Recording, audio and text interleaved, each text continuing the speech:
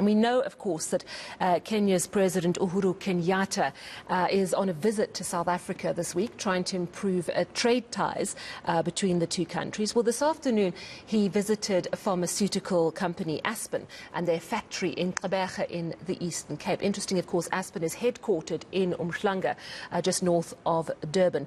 We know that Aspen has been completing batches of the Johnson & Johnson COVID-19 vaccine, not only for use here in South Africa, but across the continent. So let's find out what that visit to the Aspen factory by the Kenyan president was all about. And I'm joined now by Stavros Nicolaou, Senior Executive for Strategic Trade at Aspen.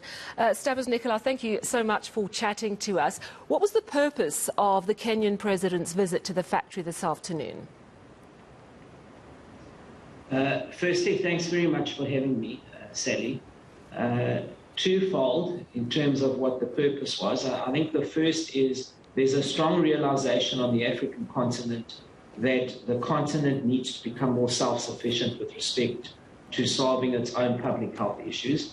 This has been clearly manifest during the uneven and unequal vaccine distribution that we've seen on the continent. So in the first instance, it was about how do we start solving local problems through local capacities on the continent. And then secondly, to see how we can broaden and deepen collaboration bilaterally, but also within the continent at a public health level. All right. So, it's heading in the right direction, but what is going to really make the difference? We know that Aspen is very keen to start manufacturing vaccines from scratch at some point. How would Kenya get involved in that? What are the possibilities for deepening trade? Sally, the purpose of the visit wasn't to necessarily get into that level of detail, although we probably will at some point in time. South Africa is sitting with extensive expertise, technologies at the Aspen facility. And the conversation was more about how do we use these competencies, these skills that exist on the continent to solve the continent's very own problems.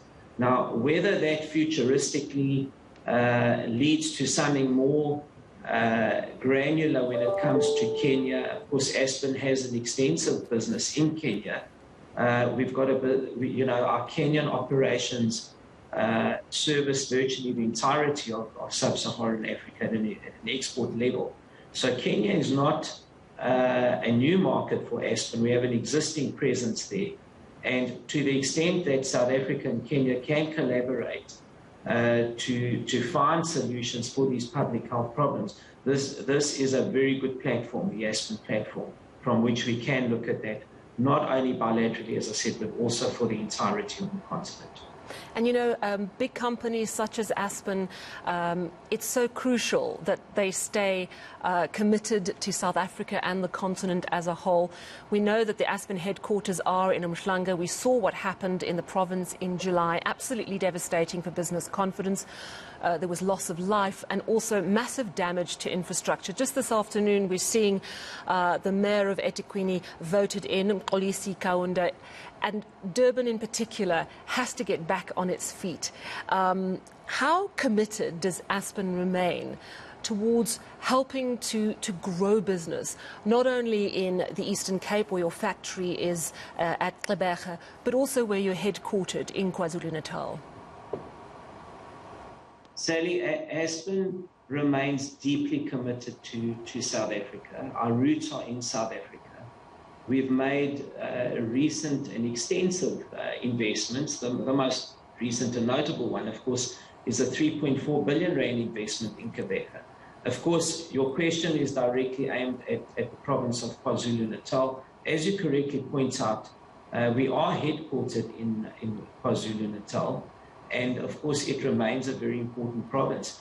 We, at the time of the rioting and looting that manifested, Aspen was at the forefront of aiming to restore the supply chains that had, in many instances, been devastated. We collaborated with pharmacies, with GP practices. We made funding available, and it was all with the aim of restoring supply chains getting medicines to people, but also, very importantly, is, and today is a classic example, when you've got a visiting head of state wanting to visit a plant, and Gqeberha is a distance from Pretoria, where the president was, where President Kenyatta was. When they want to come and visit the facility, I think that is the best type of profiling and showcasing of South Africa as an investment destination. And that was partly what was achieved today as well, as is the message that we go back to KwaZulu-Natal, that, you know, we are restoring supply chains. We remain deeply committed to that province, the rest of South Africa and the continent indeed. Certainly encouraging news. And while I have you, you have been a leading business person with the Solidarity Fund that saw business coming together to help our country fight COVID-19. There's so much concern at the moment that we're heading for a fourth wave. We're starting to see those numbers tick up, albeit from a low base, but they are increasing. I want to ask you, is the business community preparing for a fourth wave in December?